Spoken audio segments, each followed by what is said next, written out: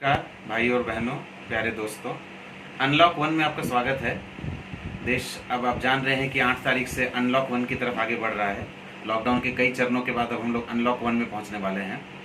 कोविड-19 related कई बार आपसे मेरी पहले बातें हो चुकी है। 3-4 बार हम लोग मिल चुके हैं सोशल मीडिया और यूट्यूब के माध्यम से। अब अनलॉक में और आगे के समय में अपने को कैसे रहना है, कैसे हम लोगों को सारी चीज़ों को मानते हुए आगे बढ़ना है, ताकि हम लोग अनलॉक से फिर किसी लॉकडाउन की तरफ आगे ना बढ़ जाएं, या हम लोगों को ये अफसोस ना हो कि हम लोगों ने अनलॉक क्यों किया। इसलिए हम लोगों को कुछ हिदायतें चाहिए, कुछ हम लोगों को नियम मानने पड़ेंगे, कुछ हम लोगों को सावधानियां बरतनी पड़ेंगी। विशेष करके अगर आप पुरुलिया की बात करें तो पिछले कुछ दिनों में पुरुलिया में पॉजिटिव केसेस हो गए हैं और शायद दिन पर दिन उनकी संख्या बढ़ती भी जा रही है। तो पुरुलिया में भी हम लोगों को सावधानी बरतनी पड़ेगी। आज तक जो हम लोग निश्चिंत थे और अपने आराम से रह रहे थे कि पुरुलिया में कोई केस नहीं है, इसीलिए हम लोगों को कोई डर नहीं है। डर तो हमें तब भी था और डर हमें आज भी है। आज से डर बढ़ गया है। घर से निकलें तभी जब बहुत जरूरी हो। अनलॉक का मतलब ये नहीं है कि आप घर से निकल सकें, कहीं अड्डेबाजी कर सके, कहीं बैठ के गप लगा सके, दोस्तों से मिल सके, नहीं। ये दोस्तों से मिलने का, गप लगाने का, अड्डा मारने का या कहीं भी जमौटी या जमावड़ा करने का समय नहीं है।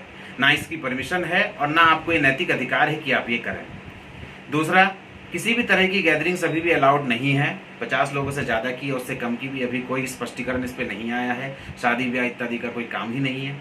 मंदिर मस्जिद जो धार्मिक स्थल खुलने वाले हैं, मुझे नहीं लगता है कि अगर बहुत ज़रूरी है तो आप वहाँ जाएं।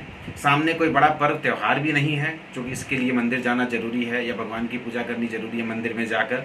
हमने सब ने ये कठिन समय भगवान की पूजा घर में करके बिताया है, इसी तरह बिताएं। मास्क हमेशा पहने, घर से बाहर जब भी निकलें। घर में भी मास्क पहने अगर आपको लगता है कि आपको किसी भी तरह की सांस की तकलीफ, खांसी या बुखार है, ताकि घर के बाकी लोगों को भी आप प्रोटेक्ट कर सकें। हैंड सैनिटाइजर का प्रयोग उतना ही करते रहें जितना कि आपने पैनिक होकर मार्च या अप्रैल के महीने में किया था। आज कुछ भी पैनिक कमाने की जरूरत नहीं है। सब कुछ सीख गए हैं, सब कुछ जान गए हैं, सारी परिस्थितियों को समझ गए हैं।